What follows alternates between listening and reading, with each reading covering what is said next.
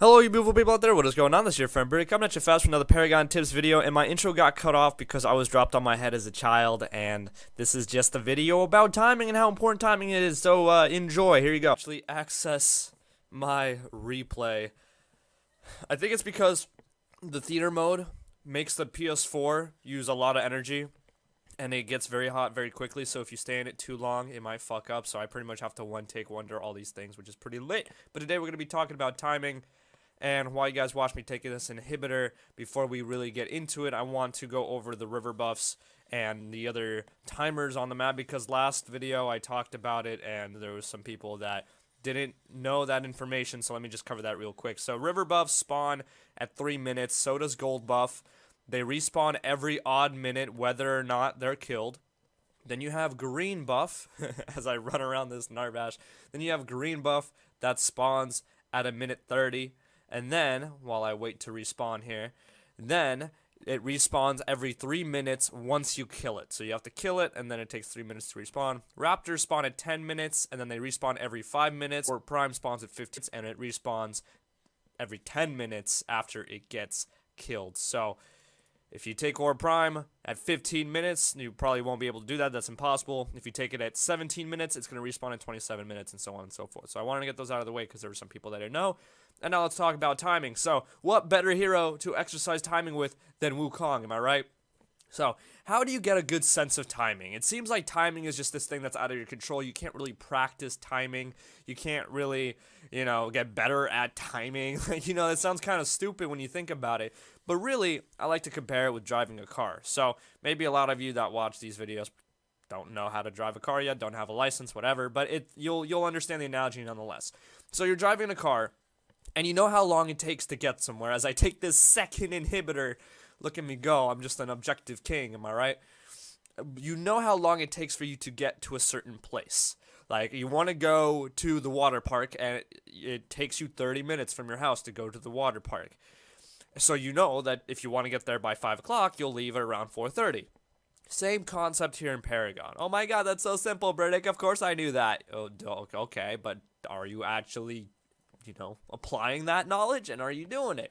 So the thing about timing is, again, it all starts with map awareness. It all starts with map awareness from the last video.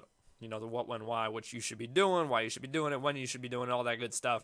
So it's good to learn timing, obviously, just by playing the game a lot. You're going to learn all this stuff very well by playing the game, but also by analyzing every single situation on the map just by reading the map. So, for example, right now, I see that, hey, okay, on my map right now, Narbash would have popped up on the left, so would have Twin Blast, being like, oh, hey, okay, they're over there farming left lane, which means we should probably go on Prime. I just saw a Gadget put a ward there, so let's take this ward out and let's go on Prime, because we know that the other two are very far away, and it'll take them a second to get here. But my team is being a bit reluctant because there's a Kwang here, so I'm like, okay, let's try and kill this Kwang away. Man, maybe buy some, there's going to buy some time for the enemy team, but maybe we'll be able to get a kill here anyway, so people are engaging. So while they're engaging, I'm buying some time over here. I'm trying to, fuck with the enemy's head, bait Prime, make them nervous, and then catch some people out of position, just like this Narbash. Boom, great uppercut from Bellica, 1 kill, 2 kill, and then we go and aggress mid. So the thing about timing is it always starts with the map, obviously. Next thing you gotta know is your hero's abilities, your hero strengths, your teammates' abilities, your teammates' strengths, what you're able to do, how you're able to do it, if you're able to dive the tower, get the kill, and get out in time as Wukong. If you're able to go and get Prime quick enough before the enemy team spawns, if you're able to kill a tower quick enough. Like, I'm Wukong, bro. I melt towers in 0.2 milliseconds, right? I don't care if there's 1 minion underneath it. I just need to hit it once, and that tower is gone.